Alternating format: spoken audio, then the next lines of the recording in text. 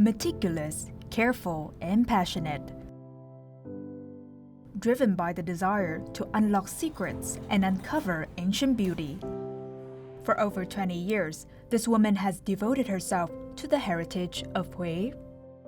Chúng tôi coi bà như một cái người bạn lớn và đặc biệt thông qua cái hoạt động mà trùng tu rồi việc giáo dục di sản, truyền tải những cái giá trị về nghệ thuật, về lịch sử kiến trúc cho những cái thế hệ. Sharing and disseminating restoration knowledge. Chuyên gia bố người ta ở xa, người ta yêu Huế, người ta giúp mình. Trong lúc mà mình là những người ở ngay Huế, mình là những nhiệt tình học hỏi. Her name is Andrea Teufel, a German restorer affectionately known as Bobo by friends and colleagues. Tôi luôn mong được sống ở Huế. Huế là nhà của tôi.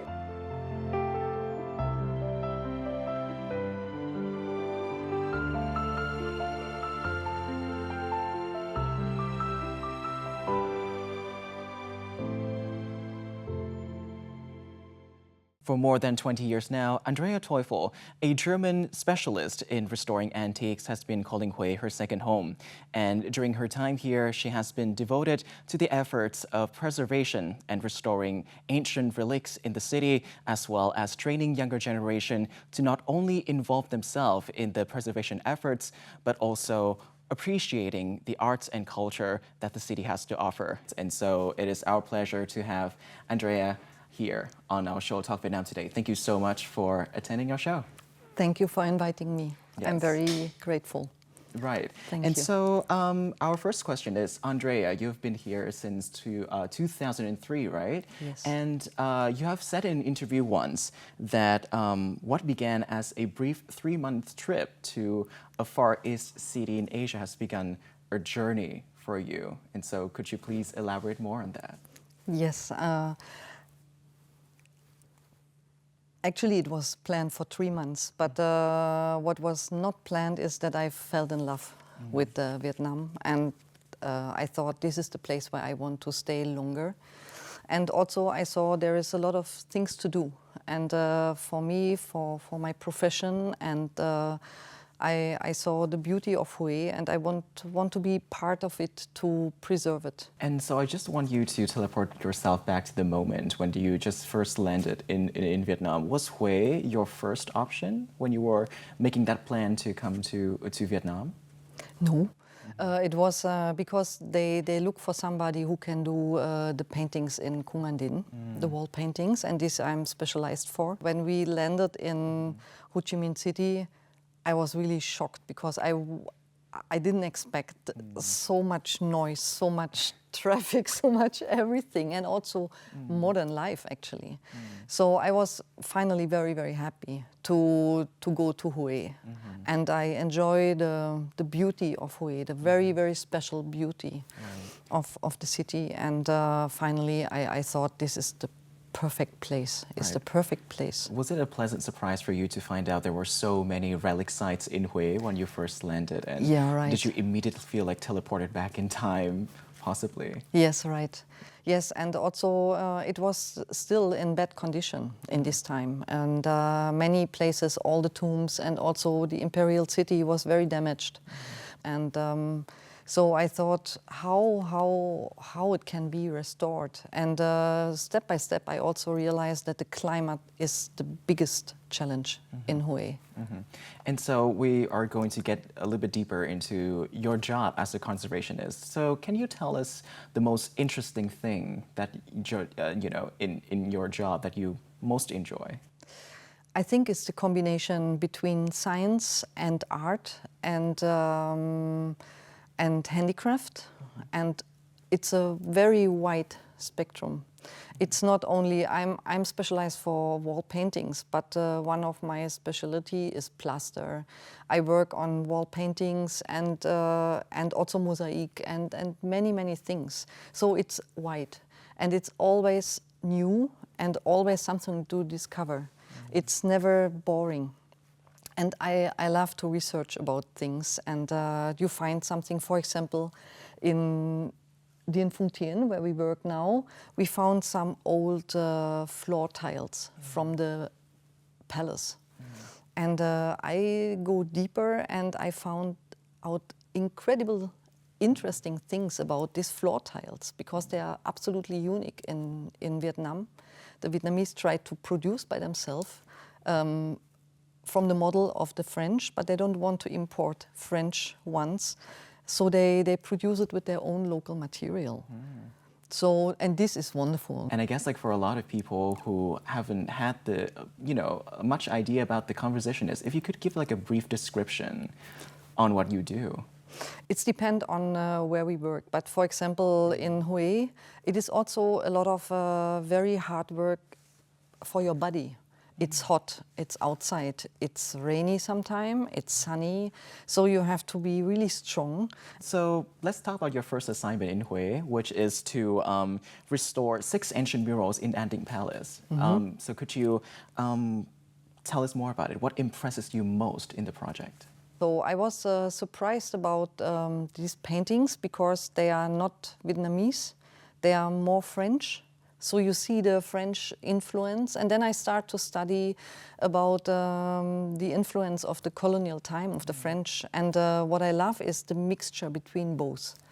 So you have French influences and you have Vietnamese, and this creates a very unique style. And this is very interesting.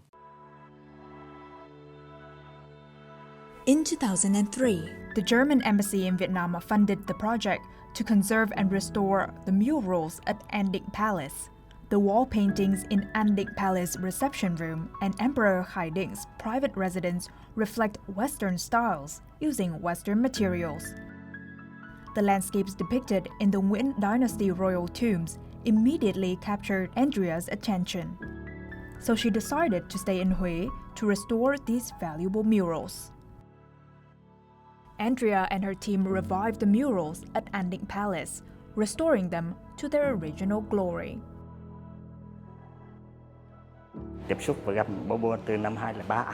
Trong quá trình làm thì mình học được rất nhiều cái kỹ năng mới, phục hồi tranh tường của công nghệ của châu Âu. Phải nói là bà có đóng góp rất là ý nghĩa. Bố có làm trùng tu lại cái hệ thống tranh tường, tranh trần của cái Cung An Định. Một cái cung điện cực kỳ là đẹp và có giá trị. Và từ công trình đấy thì cô đóng góp rất nhiều công trình khác. Even the beauty of Khai Tường Pavilion at An Định Palace cannot escape the vicissitudes of history and the passage of time and has deteriorated.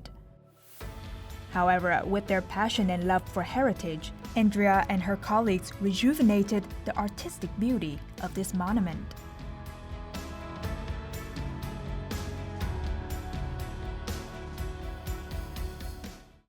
So how long does the An Định project took place for? And can you tell us like the hardest part about restoring these paintings, these very antique motifs? The paintings actually were not so difficult. The problem was that we didn't know about the technique before. So we take samples and we analyze them, but we had no chance to come before to take some samples and to make the analysis before. So for the first time we use material was not stable enough for this very, very rough climate. Because you think it's sunny, it's wonderful, but it's not. It's absolutely... The central region is notoriously... Yeah, and it's too hot, too humid, especially the humidity in combination with the heat. So our first materials were wrong, but it was not the big problem because we always use materials what we can remove without damaging the original. So we came the next year back and we did it again with more stable materials. And luckily for the whole, then we start the restoration of the whole building, the interior and the paintings.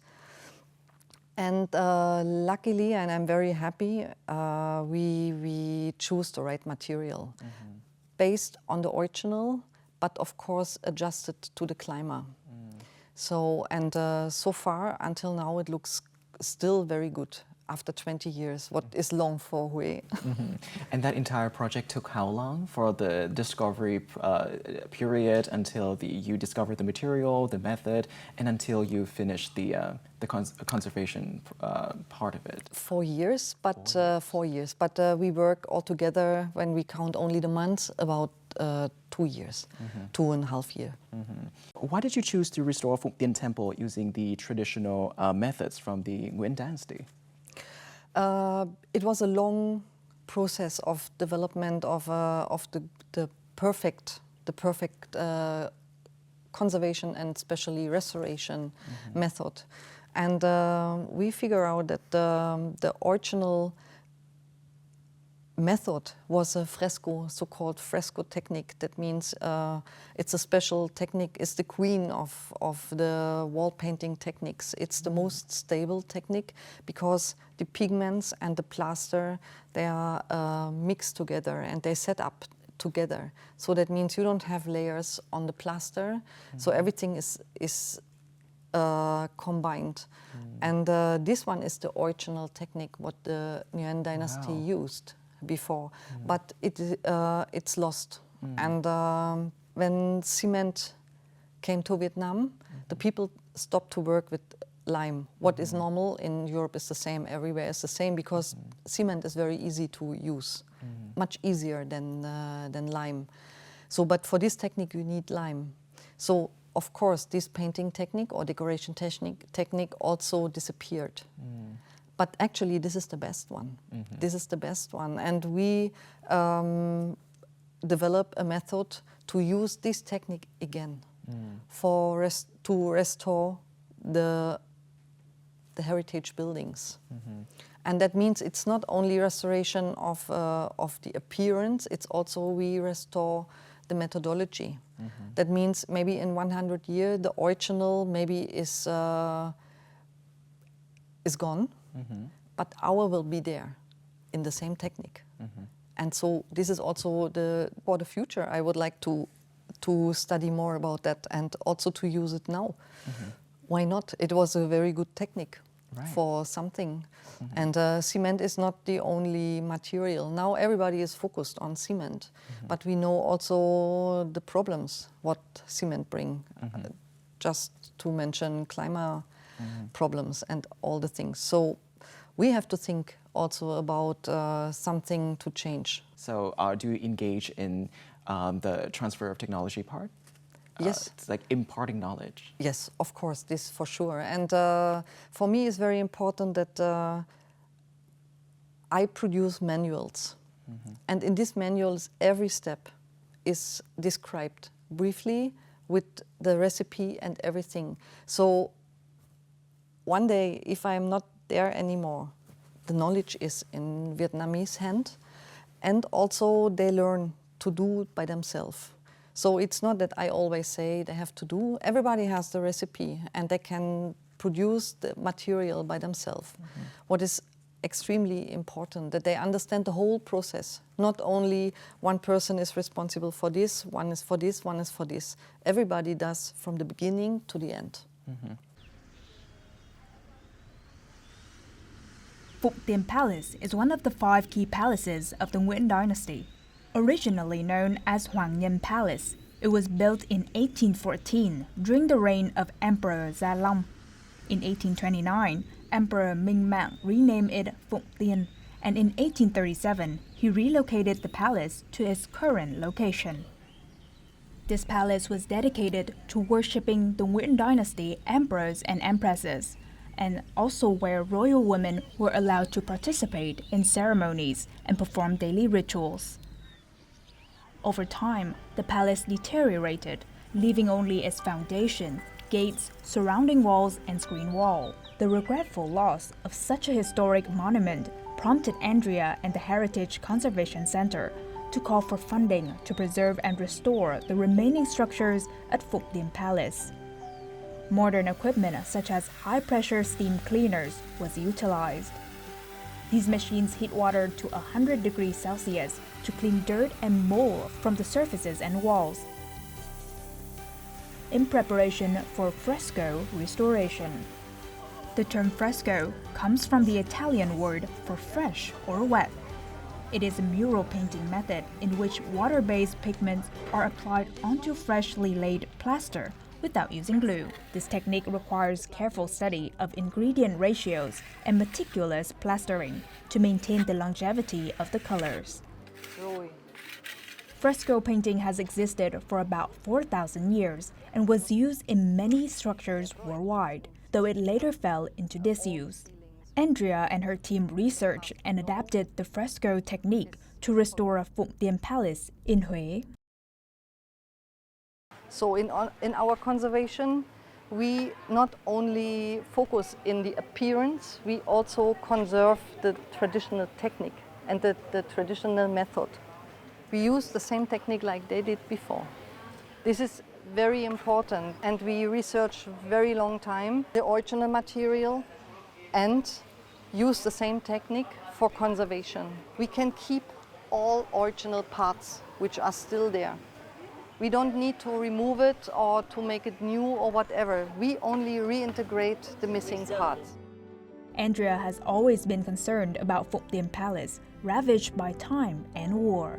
Thus, many are unaware of its beauty and significance. She has proposed numerous ideas and collaborated with Vietnamese experts to share information and attract tourists to the site.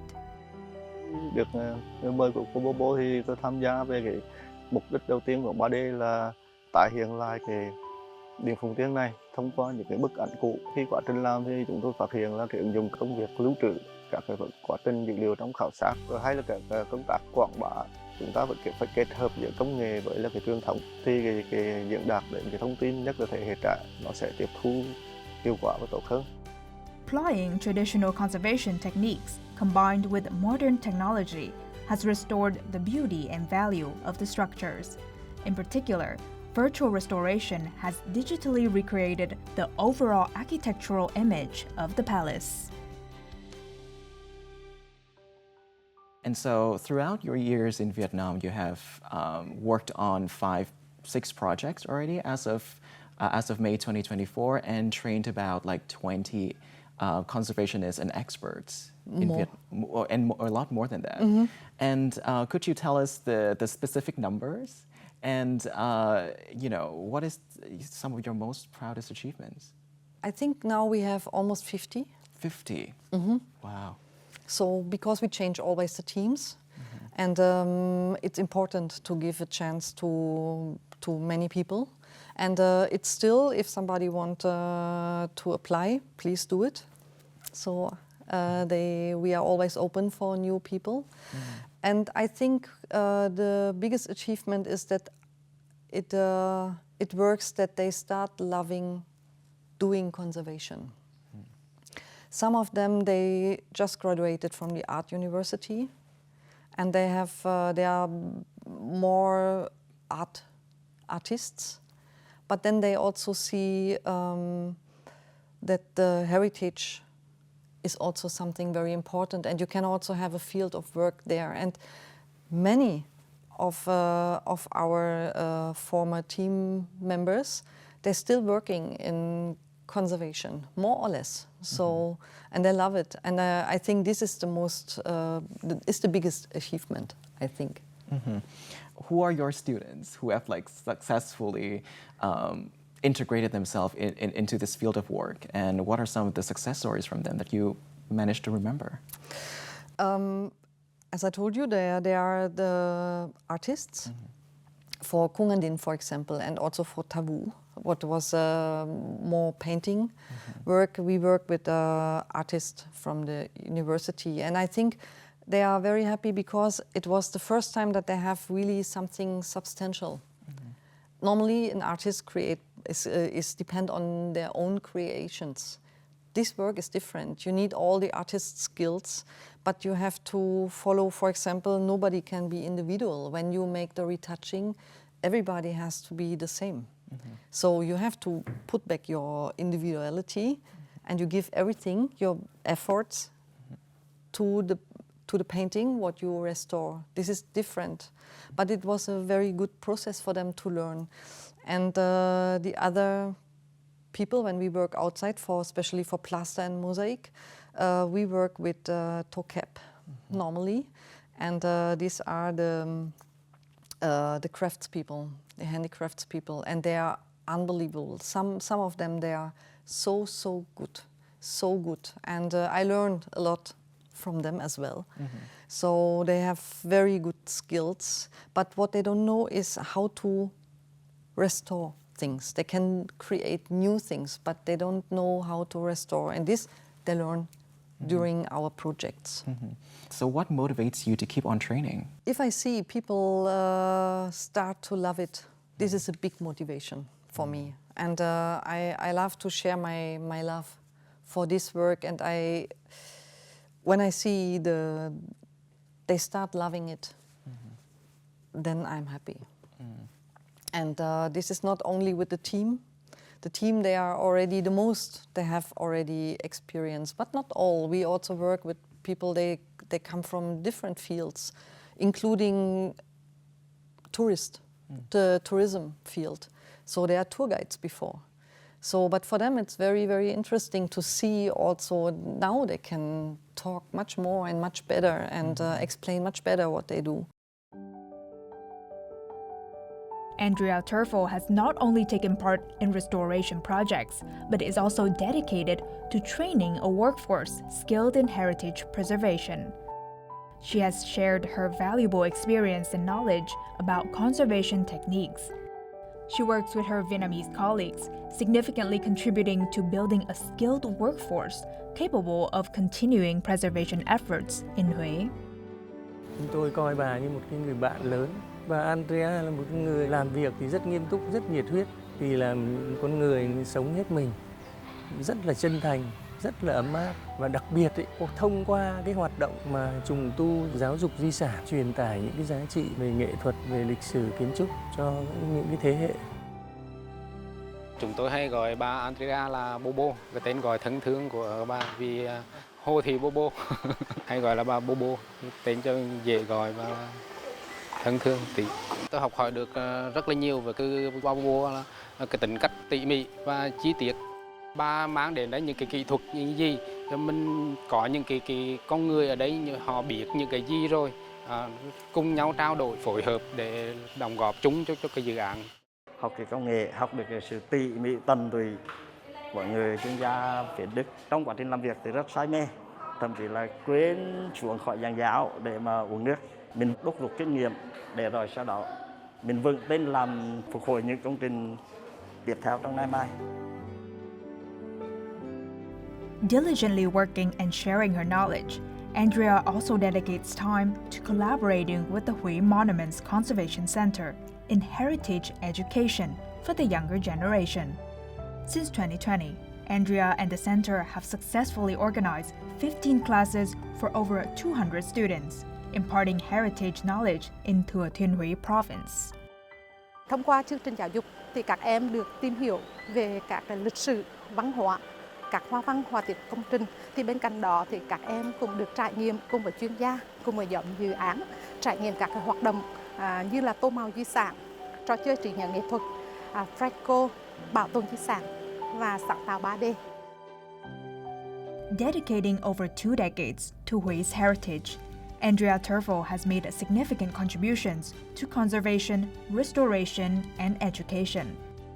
She hopes the younger generation will inherit these works and continue to value the historical significance of heritage in Vietnam and globally.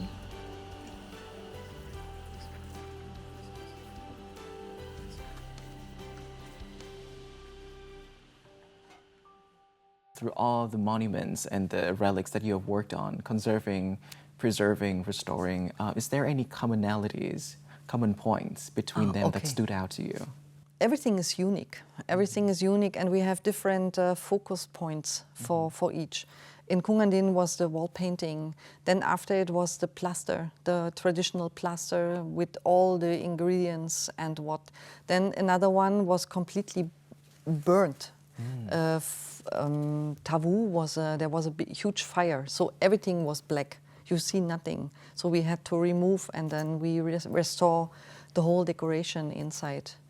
And so everything is different. Then we had a small little temple with full of mosaic. And we tried to find another way to restore the mosaics. So everything has its own speciality. But it all contains a wealth of knowledge and art history. Yes, of course. All is from Nguyen dynasty. And of course, Haydn is something special. The style of Haydn is unbelievable, is wonderful in terms of artwork. Right. So, yeah, does it reveal to you anything about like the history of Vietnamese people, or like how the sensibility of the ancient Vietnamese people and their sensibility towards arts? I think it's still something to discover.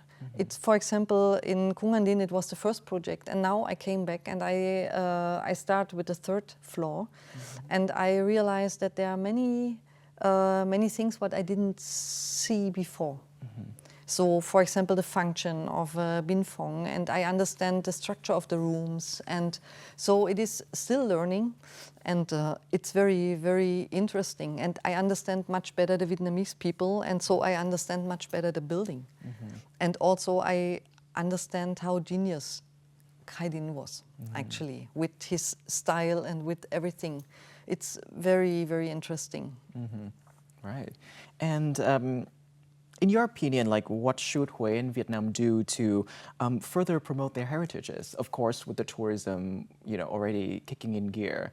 But I guess, like, what role should heritage sites play in helping to attract these tourists? Actually, there are already a lot tourists attracted. I think we have 1.5 million per year, what is a huge number, actually. I think what the problem for Huế, what I see, is there is still the competition between Huế and Hội An. Hội An is more clever in providing some restaurants and some cozy places where people can rest. This one is difficult in Huế. You don't have so many. There are some places, but not so many. Hội An is more clever in this, and they made a big tourist area, but this is only extremely noisy, and I find it very strange in this city.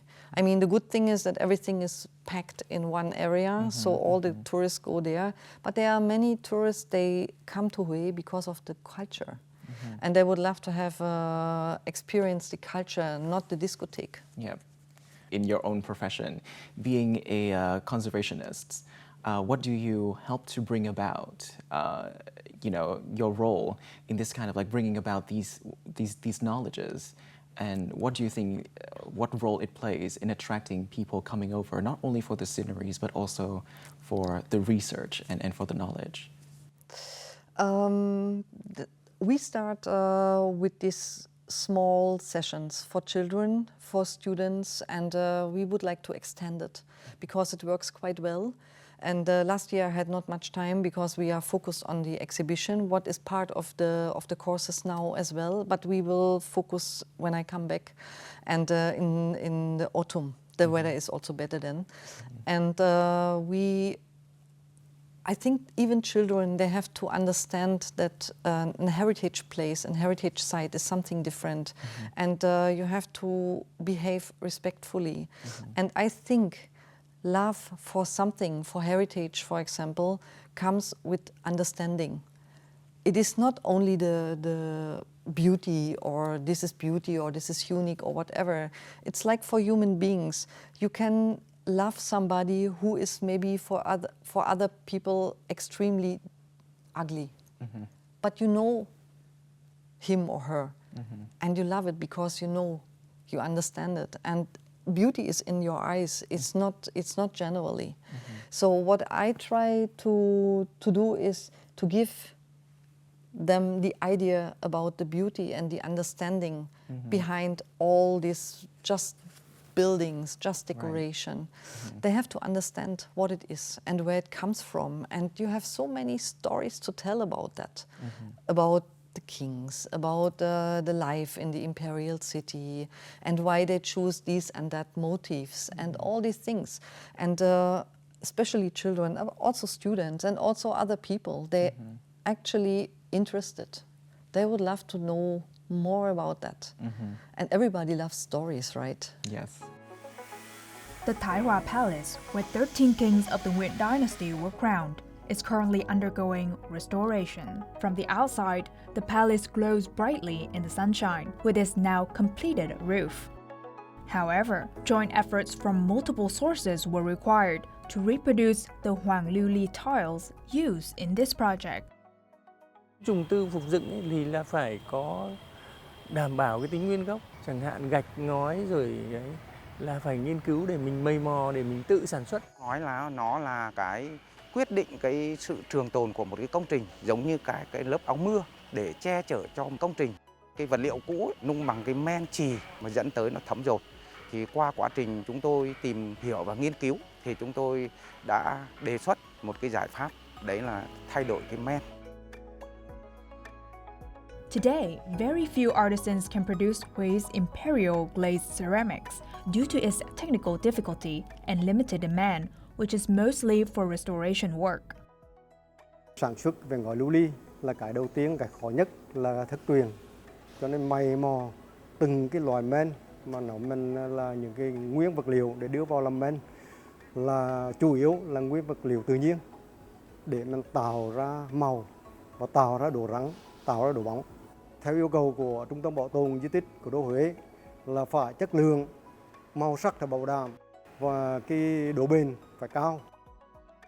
20 năm trời thì chúng tôi mới đạt được một cái sản phẩm gọi là đáp ứng được để trùng tu di tích. Recreating Hoàng Lưu Ly tiles is a tireless effort to preserve and restore the Huế monuments. Besides being proactive about sourcing materials, the Huế Monuments Conservation Center collaborates with various departments, develops human resources, reconstructs research documents, organizes international cooperation workshops, and brings in leading experts domestically and internationally to revitalize valuable monuments. 41 years after being recognized as a World Heritage Site, the Huế monuments have transitioned from needing urgent intervention to being preserved sustainably.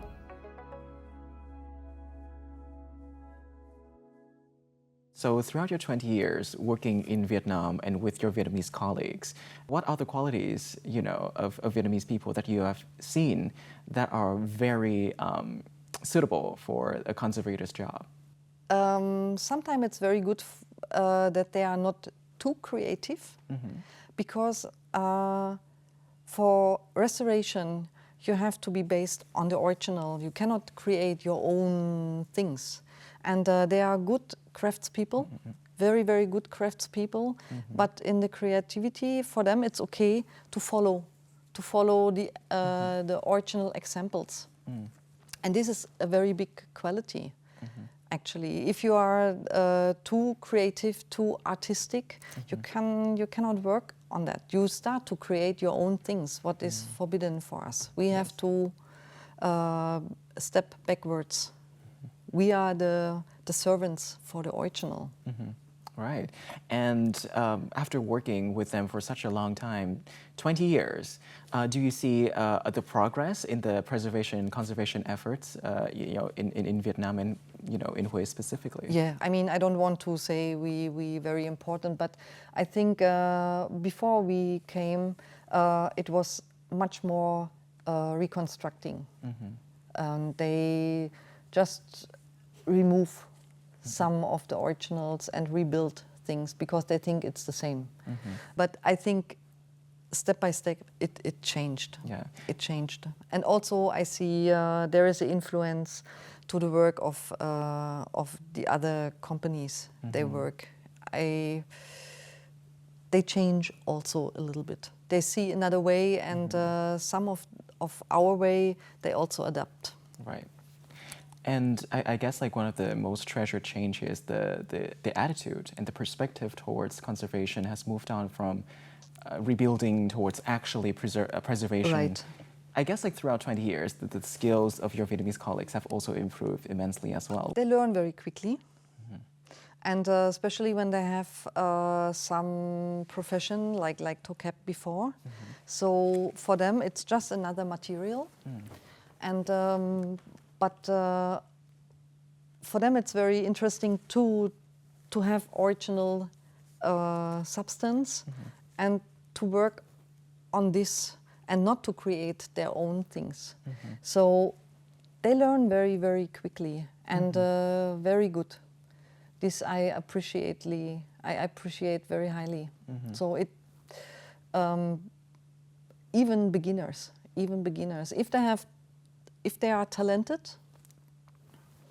they do it. They just do it. And we normally make our teams that we always have the half is from the former project and the other half is new. So the new ones, they are integrated and they learn from the elder. This is the concept also. Yes. Andrea Teufel was born and raised in Potsdam, Germany.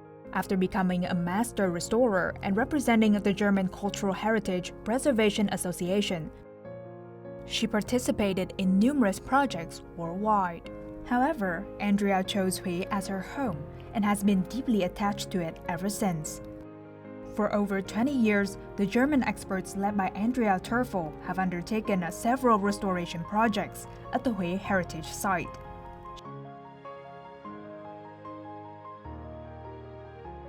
She has been involved in restoring the murals at An Định Palace, the gate and screen of Bửu Thành Gate at the Tự Đức tomb, the exterior restoration of Tối Linh Từ, and the conservation and interior decoration restoration of Tả Vu, as well as the restoration of Phụng Tiên Palace in the imperial city of Huế.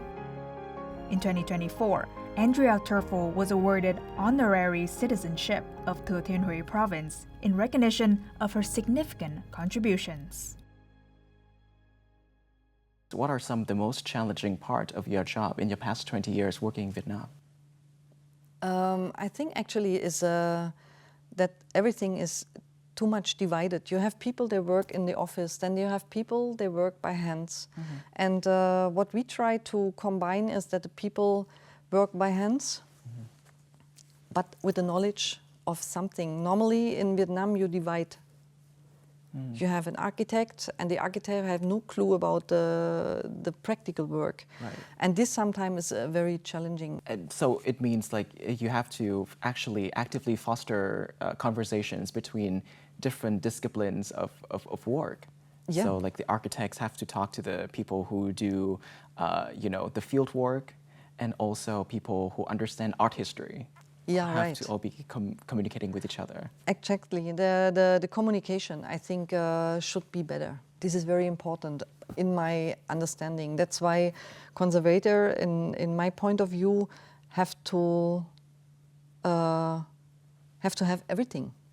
Actually, you have also to understand about architecture and about the causes of the damages. It's not only you restore something because it's broken and you restore it. You have to understand why. And now I just want you to just a little bit of focus on yourself. So how is your life in Huế? Do you really enjoy your life there? Yes, actually yes. I mean, yeah. Amid all the climates that has been like affecting everything. But, yeah, but the climate didn't affect me. So how has you been enjoying your life? Yeah. I for this I have no problems. I love the simple life of Huế, that everything is so easy to go on the street, to have food on the street, and everything is quick. Nothing is so slowly and complicated. I love the speed of the work. Even Huế is considered as a very slow city, but when you compare with other places, Huế or Vietnam is speedy, and I love this. Everything is easy. Yeah, what do you love best about Huế? The food, the culture. The food is good. The food is wonderful, and the beauty. I still go around in the city, and I always on my motorbike, and I look around, and I I love the architecture. I like the changing of the city also. I like this individuality of the architecture. Normally, what we have in Europe, every city looks not the historical cities, but the new ones. Everything looks same. Everything is actually a little boring, right? And in Huế, I still see a very high individuality of the architecture, and they always have a big focus on green stuff. They have plants on the buildings, and they make a big effort to create something beautiful. Not only is Andrea passionate about Hué's heritage, but she also loves life in the ancient capital. She enjoys cycling with her partner around the poetic and peaceful street. Em ơi, chào bạn. Trying Hué's local dishes, or savoring of the simple moments in their home filled with fruit trees and flowers in this charming city. These captured Andrea's heart, enchanting her into a deep love for Huế. What does Huế, in particular, and Vietnam in general, means to you? It's my home, it's my second home. I feel also good in Germany now. It was a long time I'm more happy here, but I'm happy in Germany as well. But Huế is really it's a home. Right, and it's a home that you would always feel welcomed to, yes, revisit, go back to at any time. Yes. Yeah. And do you have any future plans that you could possibly want to reveal to the audience of VTV4? I would like to work more in the heritage education field. Yeah, and I think that is such a beautiful sentiment to help build on the next generations of conservators in Vietnam to be able to propel, to continue build on the history that we have, so we can look back to look to the future. And Not only the conservators, also normal people in other professions. But I think it is very important that they understand, especially for the people in Huế, they have to understand their past. And normally they live their daily life, and this is there's the imperial city, there are the tombs and everything. It's normal, somehow normal to them. But I think if they know more and deeper and better, then they even love it more than they already do. Because actually the Huế people are very connected to their heritage. Yes. They love it, actually. But more... I guess awareness, understanding. Yes. That would be so much better for people to really foster their awareness of their surrounding and really feel connected to the land that they grew up in. And they are interested. They are interested in this. And I hope we can also focus on very normal citizens. And I think that is a very beautiful note to end our conversation on. Thank you so much, Andrea, for spending the time with us today and sharing your beautiful works and your beautiful endeavors for the future. And thank you so much for our audience for tuning in to our programs. And make sure to tune in to our next episode of Talk Vietnam for more of our inspiring guests. Thank you so much. Goodbye for now.